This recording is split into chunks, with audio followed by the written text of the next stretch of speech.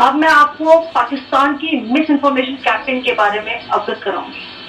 पहला, पाकिस्तान ने यह क्लेम किया कि उसने अपने JF-17 से हमारे S-400 व ब्रह्मोस मिसाइल बेस को नुकसान पहुंचाया, जो कि बिल्कुल गलत है। दूसरा, उसका यह भी मिस इन्फॉर्मेशन कैंपेन था कि हमारी एयरफील्ड जो कि सिरसा, जम्मू, पठानकोट, बठिंडा, नलिया और भुज में है, ये उसका मिस इन्फॉर्मेशन भी बहुत गलत है।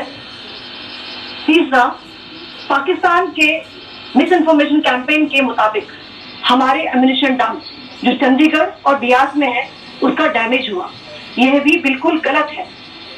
हमने आपको मॉर्निंग ब्रीफिंग में बताया था विद फैक्ट्स एंड फिगर के साथ कि ये सारी चीजें बिल्कुल सही सलामत हैं।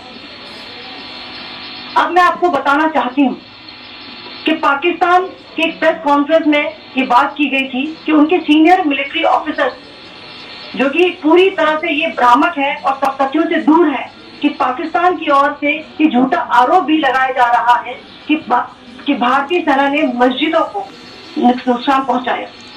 मैं इससे बिल्कुल स्पष्ट करना चाहती हूँ कि India is a secular nation और हमारी सेना भारत के कॉन्स्टिट्यूशनल वैल्यूज की एक बहुत प्यारी झलक है।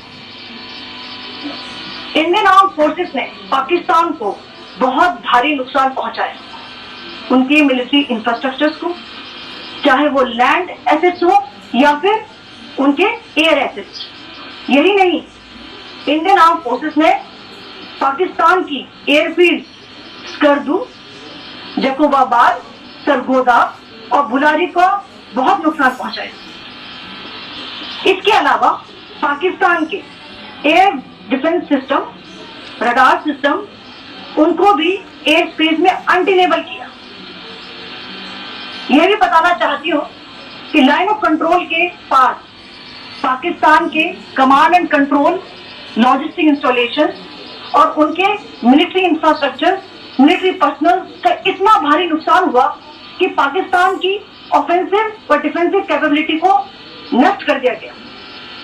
अंत में मैं फिर से ये बात दोहराना चाहूंगी, इंडियन आर्म फोर्सेस पूरी तरह से तैयार है, सतर्क है और भारत की संप्रभुता और अखंडता की रक्षा के लिए पूरी तरह से कमिटेड है। धन्यवाद। जय हिंद।